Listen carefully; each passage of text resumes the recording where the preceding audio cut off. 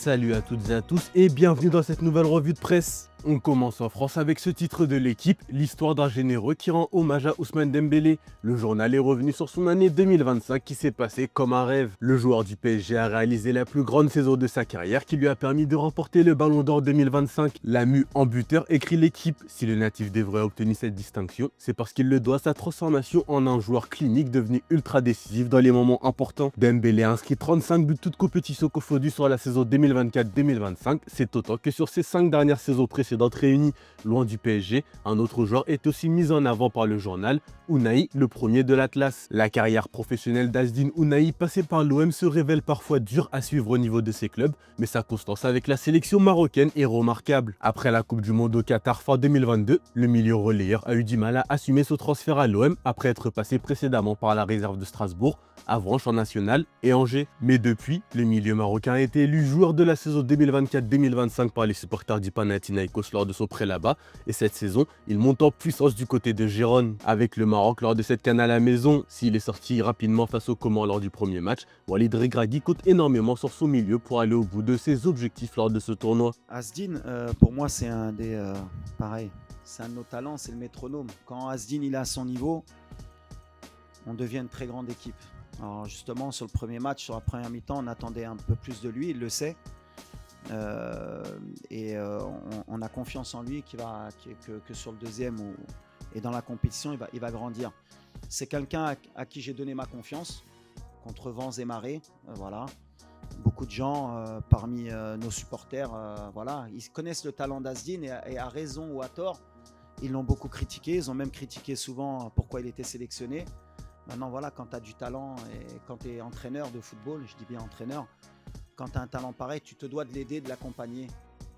Autre événement autour de ce match entre le Maroc et la Zambie, la présence annoncée de Kylian Mbappé. Pour l'opinion Maroc, la présence de Mbappé en tribune vient ajouter un éclat particulier à cette affiche de la J2 de la phase de groupe, au moment où le Maroc faisait une qualification anticipée après son succès inaugural face aux Comores. Le média Yabiladi écrit lui Kylian Mbappé, star du football français, va figurer parmi les invités de marque lors du match Maroc-Mali. Du côté de Foot Africa, à la grande surprise des amateurs du football marocain, la star du Real Madrid et de l'équipe nationale française Kylian Mbappé est arrivé à Rabat pour assister au choc de la Coupe d'Afrique des Nations entre le Maroc et le Mali prévu demain. Enfin, pour Express, il n'est pas exclu que Mbappé assiste à d'autres rencontres de la CAN, s'offrant ainsi une courte parenthèse au cœur de la ferveur du football africain. Allez, on part en Angleterre où il n'y a pas d'issue de sortie pour Maino comme on peut le lire en une du Daily Star. Kobbie Mainoo voulait partir en prêt cet hiver pour avoir du temps de jeu, mais Manchester United a refusé et il n'a toujours pas débuté un seul match en Première Ligue cette saison, ce qui compromet ses chances pour le mondial. La blessure de Bruno Fernandes, indisponible pour un bon moment, change la donne. Ruben Amorim admet qu'il sera très difficile de laisser partir quelqu'un en janvier sans recruter un remplaçant,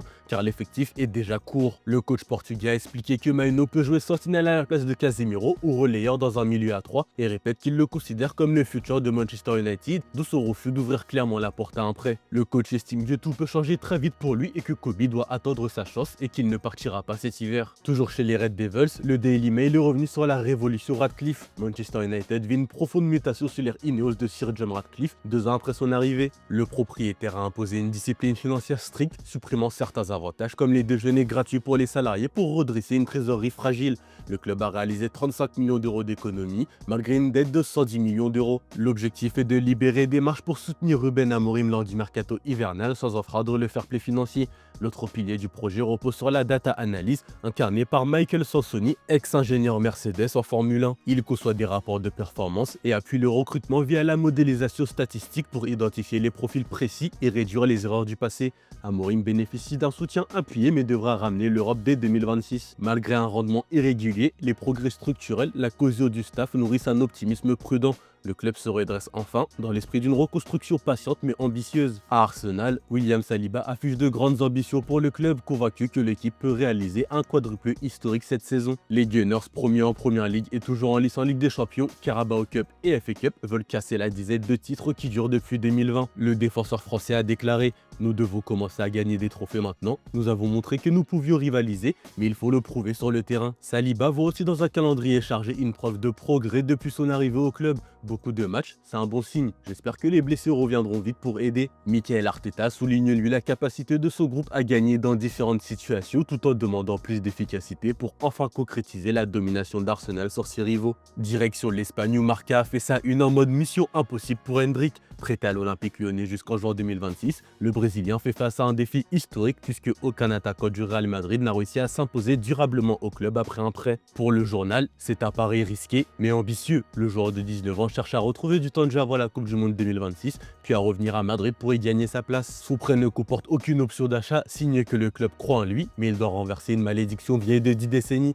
Avant lui, Samuel Eto'o, Alvaro Morata, Raúl de Thomas ou encore Mariano Diaz ont déjà tenté l'expérience, mais n'ont jamais réussi à revenir s'imposer à Madrid. Hendrik veut devenir le premier prêté à revenir pour marquer l'histoire du Real. À Lyon, il disposera enfin de continuité et de responsabilité pour prouver qu'il peut être autre chose qu'un simple espoir du football. Toujours à Madrid, pour As, Mbappé ne s'arrêtera pas en 2026. Lancé à pleine vitesse après une année 2025 réussie sur les plans personnels, l'attaquant refait de 2026 une année légendaire à la fois en club et en sélection. Ligue des Champions, la Liga, Coupe du Monde, Mbappé a pour ambition de tout prendre pour réaliser l'un de ses plus gros rêves, gagner le Ballon d'Or. Toujours dans le journal AS, on apprend que le Real Madrid a demandé des factures du Barça entre 2010 et 2018. Les Merengues ont intensifié leur offensive judiciaire dans l'affaire Negreira en réclamant des documents détaillés sur la gestion du club entre 2010 et 2018. Plus que jamais, les relations entre les deux clubs sont rompues, écrit le journal. On reste en Espagne, mais du côté de la Catalogne justement. Flic de Noël peut-on lire en une du Mundo Deportivo. Hansi Flick conclut une année 2025 historique en transformant le FC Barcelone sur tous les plans. Arrivé en juillet 2024, l'Allemand a imposé une esthétique et une rigueur rappelant les grandes arts du club. Son premier exercice s'est achevé avec 3 titres majeurs, la Liga, la Coupe du Roi et la Supercoupe d'Espagne. Flick a aussi fait renaître des joueurs comme Rafinha, Koundé ou De Jong qui ont retrouvé leur meilleur niveau. Même Pedri a franchi un palier sous sa direction. Sans l'ombre au tableau, l'élimination cruelle en demi-finale de Ligue des Champions contre l'Inter à Milan après un scénario dit injuste. Toujours leader de Liga et déterminé à viser un nouveau triplé national en 2026, Flick a déclaré son amour au club blaugrana. J'aime ce club, j'aime Barcelone, j'aime les gens ici, je donnerai toujours le meilleur pour ce club. Pour réaliser cet objectif, Hansi Flick pourra compter sur 3 retours en janvier comme l'écrit Sport. Ronald Araujo, reposé mentalement et physiquement, devrait être disponible dès le 3 janvier contre l'Espagnol. Pedri, gêné au mollet, sera de retour aussi pour ce match après avoir été ménagé. Dani Olmo, victime d'une luxation à l'épaule contre l'Atlético, cible lui la Supercoupe d'Espagne. Sur le plan du mercato, Laporta et Deco vont donner la priorité à la défense et vont tenter de flairer les opportunités à moindre coût. Le club suit Nathan Ake qui pourrait être disponible en prêt mais n'écarte pas les joueurs en fin de contrat en juin prochain comme Ibrahima Konaté, Upamecano ou encore Marc Guehi. Loin des terrains, Mundo Deportivo est aussi revenu sur le boom de Lamine Yamal sur YouTube. Le joueur du Barça a ouvert sa chaîne il y a 2 jours et il a dépassé le 1 million d'abonnés en moins de 48 heures avec une seule vidéo publiée. On termine ce tour de la presse au Portugal où Diogo Costa a prolongé son contrat au FC Porto. Le capitaine des Dragons a expliqué que le coach Francesco Farioli avait joué un rôle décisif dans sa prolongation de contrat jusqu'en 2030. Reconnaissant envers le président André Villas-Boas et séduit par la philosophie offensive de Farioli, Diogo Costa souligne l'ambiance unie et compétitive du groupe. Il évoque aussi avec recul son rôle de capitaine assumé plus tôt que prévu. Je ne m'attendais pas à l'être si jeune, mais c'est une grande fierté pour moi et ma famille. Du côté de Record, c'est Luis Suarez, l'ancien joueur de l'OM qui fait la une. L'attaquant colombien du Sporting s'est confié sur son excellente première saison à Lisbonne avec 15 buts et 2 passes décisives en 24 matchs. Arrivé pour succéder à Victor Gyökeres, il assume pleinement ce défi. C'est un honneur et une grande responsabilité. Je vais être celui dont on se souviendra. S'il rêve un jour de Première Ligue, il reste focalisé sur le présent. Nous avons faim et voulons tout gagner. 3 championnats et 2 coupes. Confiant, combatif et lucide, Suarez symbolise la nouvelle âme du Sporting, ambitieuse, disciplinée et déterminée à décrocher le triplé. Voilà, c'est tout pour aujourd'hui. Bonne journée à tous. Merci de votre fidélité. On se retrouve en fin d'après-midi pour le JT Foot Mercato.